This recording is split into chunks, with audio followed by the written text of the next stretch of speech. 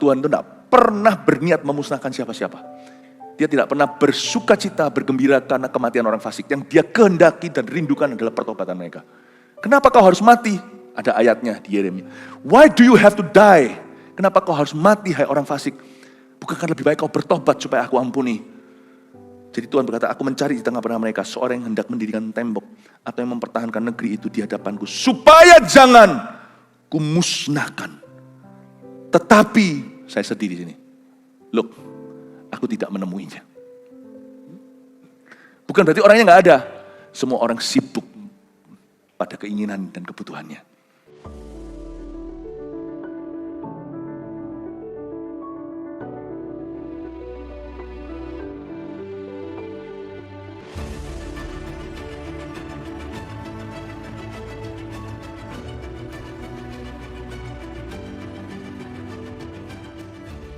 Kami berdoa untuk NTT dulu Tuhan, dengan semua korban dan keluarga mereka. Hamba berdoa supaya Tuhan menggerakkan banyak orang memberikan pertolongan, khususnya gerejamu. Dan kami mau berbuat sesuatu, berikan kepada kami keberhasilan untuk bisa membantu, untuk bisa menolong orang lain ya Tuhan yang dalam duka, dan mereka yang kehilangan rumah, apalagi yang kehilangan orang-orang yang mereka cintai. Hamba berdoa Engkau kuatkan ya Tuhan mereka. Kami berdoa agar Tuhan benar-benar mengampuni dosa bangsa dan negeri ini. Dan Tuhan lalukan segala musibah. Jangan ada ya Tuhan, jangan Kau izinkan gempa susulan, tsunami apalagi. Kami minta ya Tuhan Yesus, pulau-pulau lain juga dibungkus semua dengan darah Yesus. Kami mohon ya Tuhan Yesus, Engkau memberikan hikmat pada pemerintah, roh takut akan Allah. Hari-hari ke depan kami serahkan Indonesia di dalam doa ke dalam tangan Tuhan. Kami minta kerajaan-Mu datang. Kehendak-Mu jadi atas negeri tercinta. Beri kami roh pengertian, beri kepada hamba-Mu roh pengajaran untuk dibagikan. Dan terutama roh doa untuk kami hari ini bersyafaat di hadapan Tuhan. Biarkan hari ini ibadah didedikasi menjadi ibadah doa ya Bapa. Terima kasih Tuhan, sembunyikan hamba-Mu di balik salib-Mu, di dalam nama Yesus kami berdoa. Haleluya, amin. Shalom semua, God bless you. Silakan duduk kembali. Apa kabar semua? Luar biasa ya, puji Tuhan. Saya lihat di sini ada yang pakai baju merah putih segala. Wah, luar biasa, niat sekali jemaat, puji Tuhan. Kita cinta bangsa Indonesia dalam segala kelebihan maupun kekurangannya. Saya cetuskan hari ini menjadi kebaktian doa. 5 kali ibadah, saya kasih tema besarnya, kenapa doakan bangsa dan negara. Hari-hari ini banyak orang yang negatif dan mereka berhak berkeluh kesah. Karena memang banyak sekali cacat celah, banyak kekurangan. Tidak dipungkiri dosa negeri ini banyak sekali di hadapan Tuhan.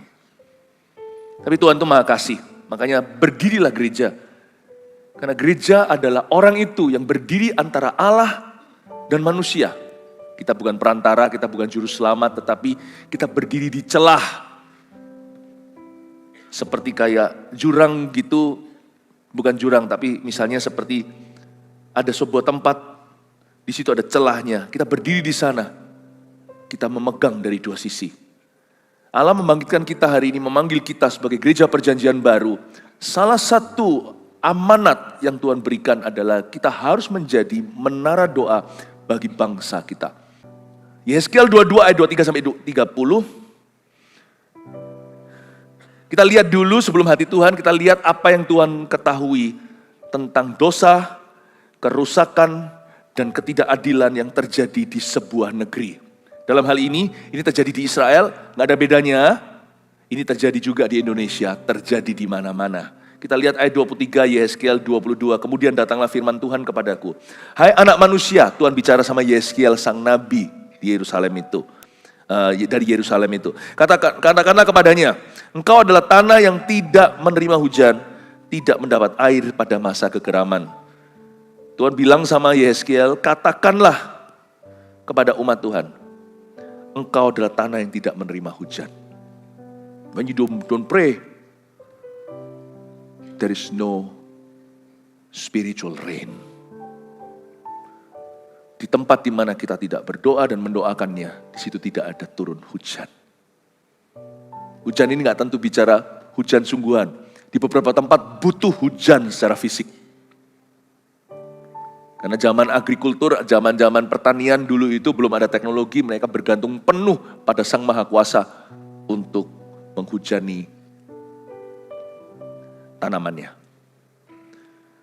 Bukan hanya Tuhan tidak memberkati panen mereka, tapi lebih dari itu, tidak ada sesuatu yang Tuhan turunkan dari sorga. Sorga seperti tingkap yang tertutup. Seperti ada sesuatu yang mampet, berkat itu nggak didapat. Berkat saya nggak maksudkan materi. Saya maksudkan pertama-tama secara rohani. There is no spiritual blessing if we don't pray. Jangan kita marah sama Tuhan. Kenapa sih Tuhan itu kok nggak berkati ya berkatilah. Kalau Tuhan kasih ya kasih, enggak ya enggak. Nggak bisa gitu. Itu kita melempar responsibility atau melempar tanggung jawab. Karena firman Tuhan berkata, kepadamu kuberikan kunci kerajaan sorga. Dan di situ berdiri gereja Tuhan, alam maut tak menguasainya. Di atas batu karang yang teguh. Ini bicara tentang otoritas gereja perjanjian baru. There's no spiritual reign. Kita lihat sekarang ya, ayat 25. Yang pemimpin-pemimpinnya di tengah-tengahnya seperti singa yang mengaum, yang menerkam masanya, manusia ditelan, harta benda dan barang-barang yang berharga dirampas, janda-janda dibuat bertambah-tambah di tengahnya. Segala macam dosa pun masuk. Sebenarnya masalah bumi, masalah setiap negara itu sama. Dia bukan masalah politik, dia bukan masalah ekonomi. Masalah itu selalu mulai dengan problema dosa. Selalu gitu. Berkat ada, sumber daya gak sedikit. Tapi karena manusianya bobrok, bisa jadi hancur semuanya. Segala potensi pun seperti seolah-olah tidak ada. Ini yang disebut yang pemimpin-pemimpinnya di tengahnya seperti singa yang mengaum, menerkam. Jauh dari apa yang Tuhan rancangkan. Lalu ayat 26, imam-imamnya memperkosa hukum Tauratku dan menyajikan hal-hal yang kudus bagiku. Bahkan orang Kristennya ikut-ikutan. Bahkan juga hamba-hamba Tuhan ternyata tidak berkelakuan baik. Juga banyak di zaman itu imam-imam malah justru memperkosa hukum Taurat. Bukan memberitakan dan meneladankan, tapi merampas kemurniannya. Merampas keperawanan hukum Taurat. Maksudnya sudah tidak pure lagi. Mereka tidak membedakan antara yang kudus dengan yang tidak kudus. Mereka nggak bisa membedakan tangan kiri dengan tangan kanan. Tidak mengajarkan perbedaan yang najis dengan yang tahir. Nggak bisa bedain mana betul mana enggak itu. Padahal gampang sekali kelihatan. Kalau orang itu spiritually blind. Atau kalau orang itu matanya buta. Rohnya, mata rohaninya buta. Dia nggak bisa bedain. Padahal jelas loh kelihatan. Ini salah, ini benar. Kayak gini nih kelakuannya nggak betul ini. Ngomong begitu orang itu gampang terpengaruh kalau orang itu tidak bertuhan. Atau orang kalau bertuhan tapi tidak berpegang teguh pada kebenaran. Hanya status doang. Orang itu juga gampang sekali dihasut dengan sesuatu yang salah. Mereka tidak mengajarkan perbedaan yang najis dengan yang tahir. Mereka menutup mata terhadap hari-hari sabatku. Demikianlah aku dinajiskan di tengah-tengah mereka. You see, the problem, masalah sesungguhnya. Makanya gereja perlu berperan dan berdoa. Karena di ayat sebelum ini, di ibadah sebelum ini barusan, saya bacakan ayat. Jikalau umatku, yang atasnya namaku disebut, merendahkan diri, berdoa dan mencari wajahku serta berbalik dari jalan-jalannya yang salah. Aku Tuhan akan mendengar dari sorga, mengampuni dosa mereka dan memulihkan negeri mereka. Loh, mau memulihkan negeri baik itu ekonomi lah, memulihkan negeri dalam segala sisi. Ya, kok dimulai dengan merendahkan hati itu apa hubungannya? Kok dimulai dengan attitude atau sikap hati? Kenapa dimulai dengan berbalik dari jalan yang salah? Kenapa dimulai dengan mencari wajahku dan berdoa? Ternyata problema yang dihadapi setiap negara itu selalu rohani. Kita bisa sangkali, yang penting itu perbuatan nyata. Tahukah Anda, perbuatan nyata itu bukan pangkalnya, itu ujungnya. Pangkalnya itu selalu the problem of sin. Makanya itu Tuhan mendirikan satu instansi namanya Gereja Perjanjian Baru, the New Testament Church. Kita bukan pabrik, bukan bisnis. Kita bukan politik, makanya gereja tidak boleh masuk di dalam politik praktis, mimbar nggak boleh dipakai untuk hal-hal itu. Karena ketika pemilu contohnya, maka pemilu orang yang milih ini, milih itu semua sama dalam jemaat harus digembalakan. Karena gereja mimbar ini adalah tempat memberitakan Tuhan dan memberi nurani. Tidak boleh menjadi tempat yang salah. Lalu kenapa Tuhan menciptakan gereja? Orang berkata yang penting adalah perbuatan nyata. Ya itu nyata. Semua dosa yang keliaran sekarang itu nyata. Karena masalah dosa tidak diselesaikan. Dan siapa bisa selesaikan masalah dosa? Gereja. Gereja. Dulu saya pernah sekali terkilir cukup parah sampai jari saya itu bengkok. Ya, alasannya memalukan, saya berkelahi. Lalu habis itu mama bawa saya pijat tunanetra satu orang itu. Ini saya nggak sarankan pakai cara demikian, tapi hari itu pokoknya oleh anugerah Tuhan, saya oke dan sembuh. Dan waktu saya lihat dia, saya udah takut, masih kecil kan, tapi nakal. Dia mau pegang jari saya udah takut. Aduh ini sakit sekali sampai bengkoknya begitu. Kena kaki orang, kena tendang. Akhirnya tahu nggak, dia nggak pegang, dia pegang cuma raba aja. Oh bengkak sebegini. Dia tekannya itu bukan di sini. Saya lupa ya, saya masih kecil. Di sini kayak atau di mana? Bukan di jari. Tapi sakit setengah mati. Saya bilang, mungkinkah orang ini gara-gara tidak melihat maka dia salah pegang jari. Ternyata setelah dia pijet saya 1 jam. Besoknya saya waras sendiri. Saya masih ingat waktu saya masih kecil itu, saya ada ujian THB. Mungkin orang-orang yang lebih berusia tahu ini. Lalu saya dikasih dispensasi sama guru, disuruh pakai pen, coblos-coblos begitu karena saya nggak bisa nulis. Karena tangan saya bengkok. Tetapi setelah ujian itu besoknya dalam 1 minggu, selesai, sembuh. Ini pinter ini. Jangan kalau lihat dia buta, justru dia tahu urat di mana. Semua orang kalau lagi bengkok jarinya yang diurus. Orang lihatnya adalah perbuatan nyata. Yang penting nyatanya apa? Orang tidak melihat. Karena kita buta dengan kerohanian. Kita nggak tahu bahwa masalah manusia sesungguhnya itu jauh lebih dalam daripada ekonomi, politik segalanya. Masalah manusia yang terdalam itu in their heart. Dosa bertutur di lubuk hati orang fasik. Dari sini keluar benci, dari sini keluar korupsi, dari sini keluar cerai, dari sini keluar zina, dari sini keluar selingkuh. Bukan apa yang masuk ke dalam mulut orang itu yang menajiskan, karena apapun yang masuk ke perut besok akan keluar di toilet semua. Tapi apa yang keluar dari hatinya itu yang menajiskan dia. This is where church comes in. Gereja bukan tempat politik. Bukan tempat bisnis. Meskipun di gereja tetap harus ada penataan semuanya. Mau retreat segalanya ya tetap akan ada biaya segalanya. Harus hikmat menata.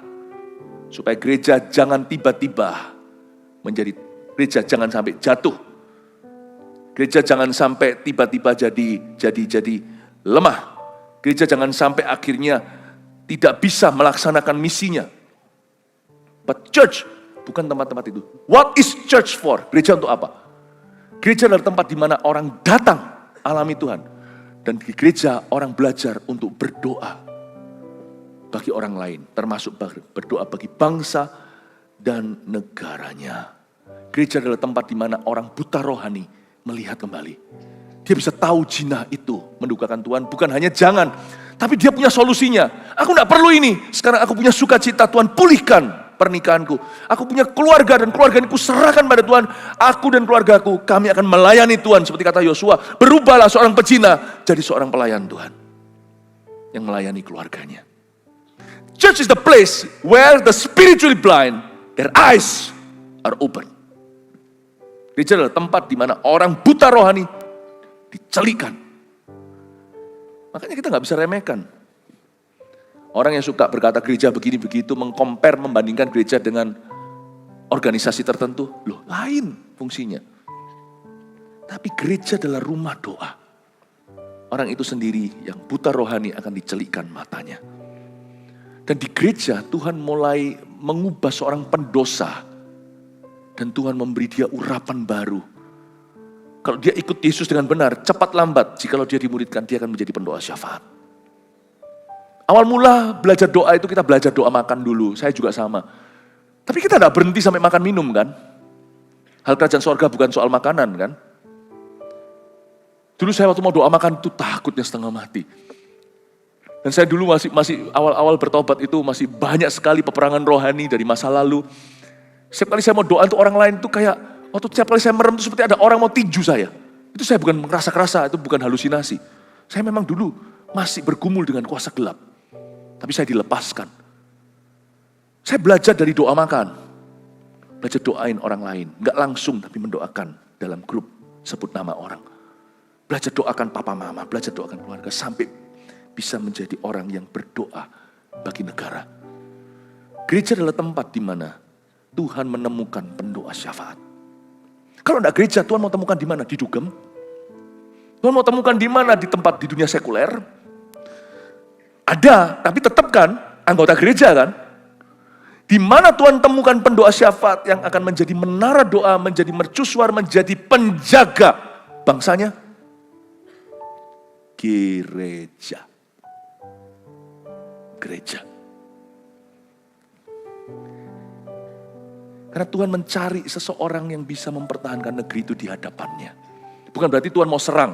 Mempertahankan di negeri itu di hadapannya itu maksudnya Tuhan tuh saking sayangnya, tapi kunci di tangan kita. Tuhan tuh cari seseorang yang mengerti hatinya, dan Tuhan ajak dia partneran di Getsemaninya untuk mendoakan, mempertahankan bangsa itu di hadapan Tuhan. Kalau Tuhan memang niatnya bakar ludes Sodom dan Gomora, Lot dan istri anaknya sekalian, Tuhan gak mungkin dalam cerita itu, kebaktian 1 tadi saya jabarkan, ketemu dulu sama Abraham dan curhat. Karena Tuhan berkata, akankah ku simpan berita sebesar ini terhadap sahabatku Abraham? Bukankah dia akan menjadi bangsa besar?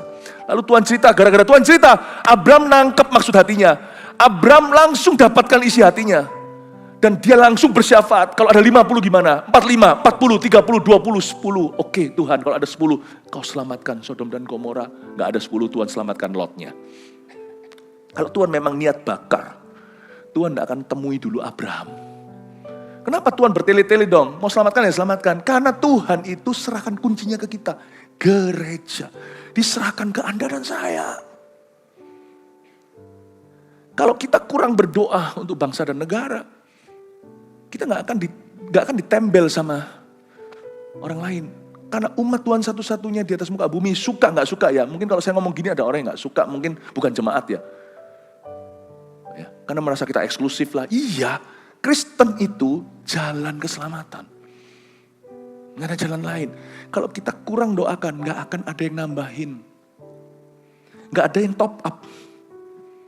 Defisit kita itu tidak akan terisi.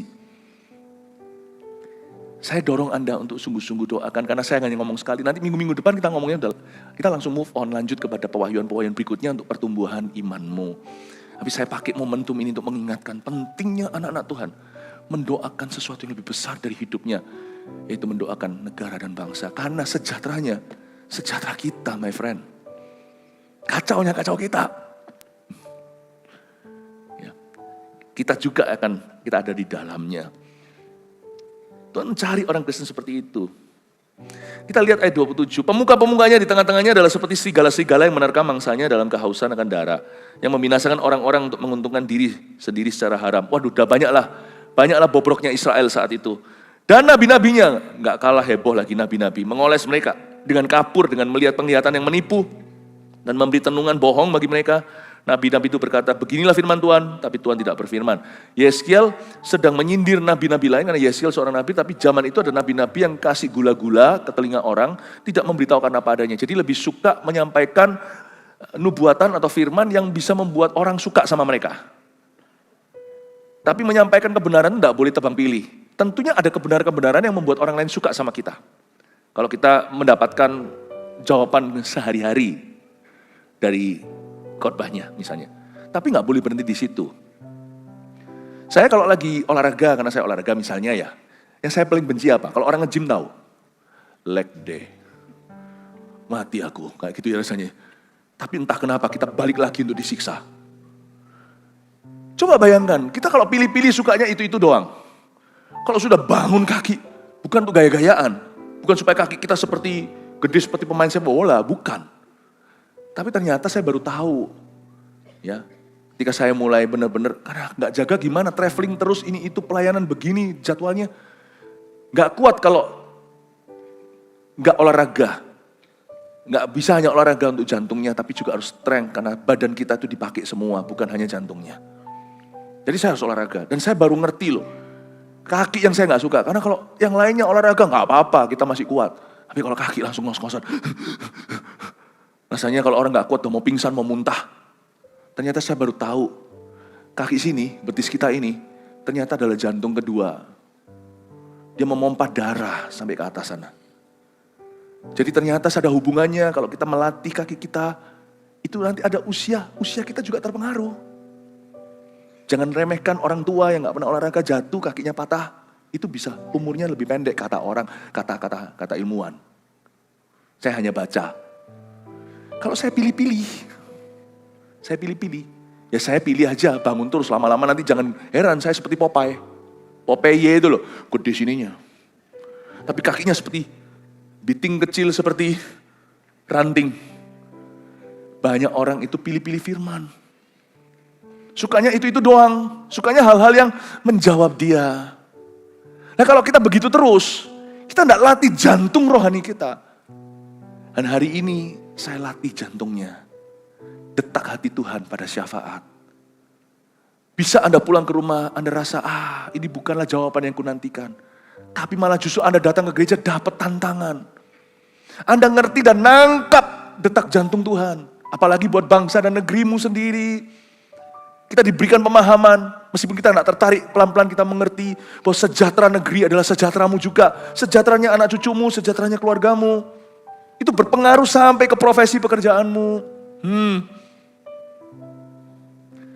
Kalau kita pilih-pilih, maunya itu aja, kita nggak akan well develop, kita tidak akan berkembang penuh dalam iman kita. Itu yang disebut sama Yeskiel, nabi-nabi ini hanya mengoles mereka dengan kapur. Penglihatan yang menipu, karena mereka hanya kasih sebagian itu aja. Itu melulu. Dan itu yang menyenangkan. Tentunya ada firman yang akan menyenangkan. Nggak semuanya itu tantangan. Tetapi tidak boleh berhenti di sana. Yang kau hindari dan yang kau coba hindari, yang kita paling tidak sukai, justru bisa jadi itu jantungnya. Justru itu perlu. Yeskiel menegur para hamba-hamba Tuhan yang hanya mau satu sisi, tidak pernah mengajarkan the whole counsel of God. Tidak mengajarkan seluruh nasihat Allah. Nah hari ini saya mau menyampaikan satu nasihat Tuhan. Sebab saya mau suatu hari Tuhan berkata well done. Kalau saya mati suatu hari, saya mau Tuhan berkata baik sekali perbuatanmu, lengkap. Saya ajarkan kepada Anda pentingnya berdoa bagi bangsa negara. Ini bukan ide saya, ini adalah firman. Nah kita melihat sekarang ya. Penduduk negeri ini melakukan pemerasan dan perampasan ayat 29. Menindas orang sengsara dan miskin, dan mereka melakukan pemerasan terhadap orang asing bertentangan dengan hukum. Jadi Tuhan tahu setiap ketidakadilan. Lalu ayat 30 ini kuncinya. Aku mencari di tengah-tengah mereka seorang yang hendak mendirikan tembok atau yang mempertahankan negeri itu di hadapanku. I love this. Ini ayat. Kayak gini-gini biasanya kita nggak akan baca. Kita bacanya, ya aku lagi gelisah baca. Dan gelisah. Aku lagi, mungkin yang muda-muda ingin mendapatkan keyakinan bahwa aku akan dapat jodoh dari Tuhan, baca. Oh, kita di Amsal, rumah itu dari papa mama, harta dari orang tua, tapi jodoh yang baik itu adalah dari Tuhan. Dan orang yang memperoleh jodoh dikenan oleh Tuhan. Wah yang gini kita highlight, kita garis bawahi. Nanti lama-lama jadi Popeye. Pesannya cuma segitu doang. Ini juga firman loh. Jangan lupa loh. Dan ini amanah. Ini leg daymu. Ini ngurus kaki yang kita gak mau. Aduh, ngos-ngosan aku. Kayak mau mati rasanya. Aku mencari, kata Tuhan, di tengah-tengah mereka seorang yang hendak mendirikan tembok. Tuhan tuh cari di antara jemaat, Tuhan cari di dalam kota, Tuhan cari di kerumunan orang, Tuhan cari seseorang yang mau berdiri di tengah-tengah. Kata, aku mencari di tengah-tengah itu dalam bahasa Inggrisnya atau bahasa Ibraninya juga konotasinya adalah aku mencari seorang manusia yang mau berdiri di celah antara aku dan bangsa yang hendak kuhukum. Wow, powerful imagery. Aku mencari seorang anak manusia yang mau berdiri di celah. Itu yang maksudnya, aku mencari di tengah-tengah mereka seorang yang hendak. Aku mencari seorang manusia yang hendak berdiri, yang mau berdiri, yang bersedia berdiri di dalam celah antara aku Tuhan dan bangsa yang akan kuhukum. Inilah posisi intercessory. Yang disebut intercession. Bukan hanya doa biasa, doa makan. Itu doa syafaat. Kata syafaat bukan berarti orang fasilida. Syafaat itu artinya orang yang ambil tanggung jawab itu. Aku berdiri di tengah-tengah dalam doa antara Tuhan dan bangsaku. Ini ayat, Tuhan cari orang itu. Saya baca lagi, aku mencari di tengah-tengah mereka seorang yang hendak mendirikan tembok atau yang mempertahankan negeri itu di hadapanku supaya apa? Dari sini kita tahu Tuhan itu tidak pernah berniat memusnahkan siapa-siapa. Dia tidak pernah bersuka cita, bergembira karena kematian orang fasik. Yang dia kehendaki dan rindukan adalah pertobatan mereka. Kenapa kau harus mati? Ada ayatnya di Yeremia. Why do you have to die? Kenapa kau harus mati, hai orang fasik? Bukankah lebih baik kau bertobat supaya aku ampuni? Jadi Tuhan berkata, aku mencari di tengah-tengah mereka seorang yang hendak mendirikan tembok atau yang mempertahankan negeri itu di hadapanku supaya jangan kumusnahkan. Tetapi saya sedih di sini. Look, aku tidak menemuinya. Bukan berarti orangnya nggak ada. Semua orang sibuk pada keinginan dan kebutuhannya. But I don't find any. Waktu saya baca ini saya nangis loh. I may not be the best candidate, aku bukan kandidat yang terbaik. Here I am. Ini aku Tuhan. Ini aku. Yes, saya kan gitu. Ini aku, terus aku. Saya waktu kecil, nanti jangan panggil saya gitu loh ya. Saya kecil itu punya satu nickname, karena dulu kecil kan saya memang telat ini, apalah delay, speech delay, delay semua. Saya ini orangnya delay dulu. Karena dikira harus masuk ke sekolah luar biasa. Saya dianggap anak yang terbelakang. Jadi sama kakek, sama nenek saya itu dipanggil pakai bahasa Hakka. Saya ini orang kayak angong. Jangan manggil itu loh ya, awas. Angong itu artinya, aduh, ya ini maksudnya itu ini bukan mengutuki, menjelekkan, karena kami bukan orang Kristen, keluarga kami waktu itu. Jadi ini adalah kata-kata sebenarnya kata-kata sayang, tapi ya namanya orang dulu bahasanya lucu. Aduh si bodoh ini, si bodoh. Angong itu artinya bodoh.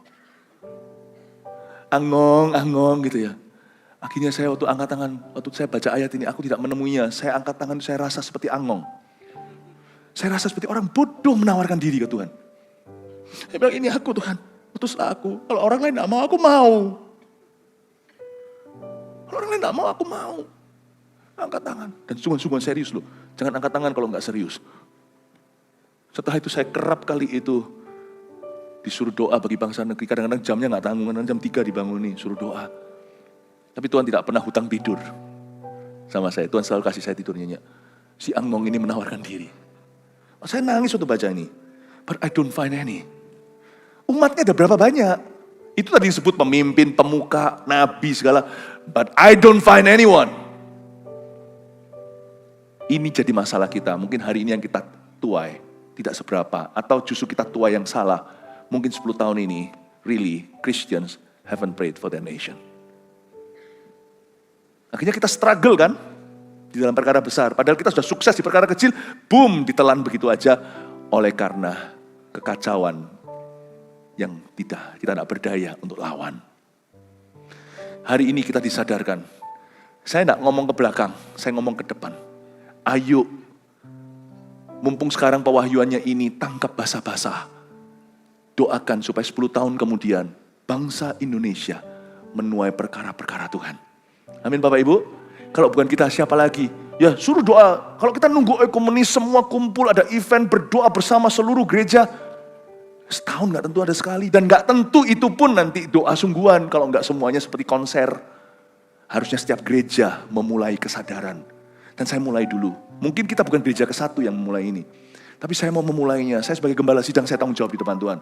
If you don't find any, kalau engkau tidak menemukan siapa-siapa, coba cari sekali lagi Tuhan. Di gereja yang kau percayakan kepada hamba untuk gembalakan. Find them. Semoga di sini ada angong-angong berikutnya. Ya? Coba katakan kanan kirinya, jangan. Katakan kanan kirinya, Andakah orangnya? Amin Bapak Ibu Saudara. Saya ngomong sama Tuhan, di gereja yang kugembalakan Tuhan, carilah.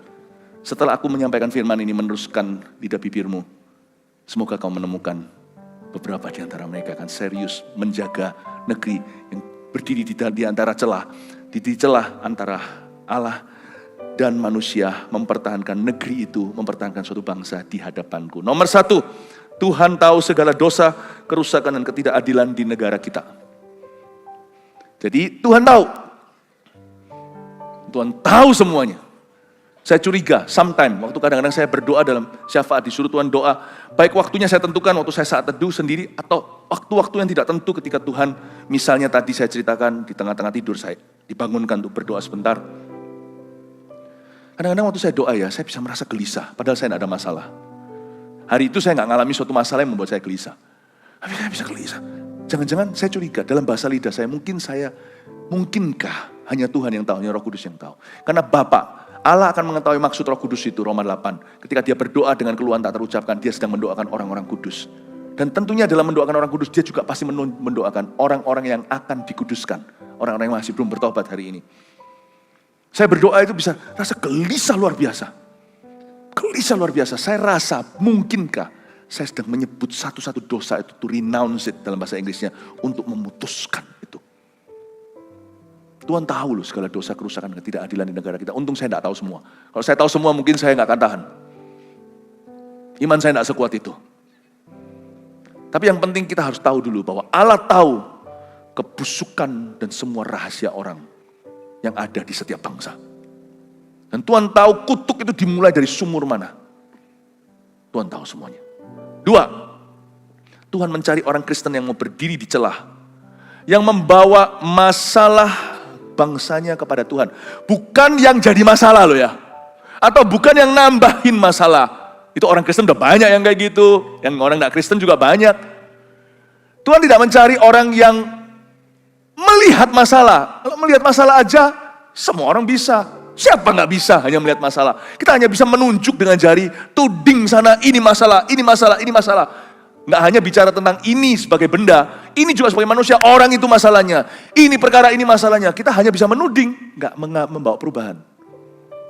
Bahkan sekalipun kalau kita berada di posisi yang strategis untuk bisa menuding seseorang dan mengubahkan. Seperti Daniel, seperti Esther, seperti Yusuf. Mereka harus berdoa minta kuasa Tuhan untuk mengubahkan. Mereka tidak bisa berdasar gagah perkasa kemampuan mereka. Karena mereka tahu dalam menjalankan otoritas yang sah, tetap juga ada peperangan rohani di belakang. Doa itu tetap sarana untuk mengubah. Apalagi orang yang tidak punya posisi yang tepat. Yang hanya menuding, hanya menunjuk. Yang hanya nimbrung sekalian dan aji mumpung. Tuhan tidak mencari orang kayak gitu, sudah banyak. Itu pasaran, obral. Dan seperti itu, murahan. Yang langka adalah Tuhan, yang langka adalah orang yang membawa, bukan hanya melihat masalah bangsanya, tapi membawa masalah bangsanya itu dalam roh doa kepada Allah. Nah, that's different. Ya, yang poin ketiga ini sebuah pertanyaan. Ketika Tuhan mencari pendoa syafaat untuk mempertahankan Indonesia, apakah dia menemukan kita? Semoga. Ya, 3 poin sini Anda tulis. Sekarang sudah cukup pengajarannya, kita bangkit berdiri, kita berdoa.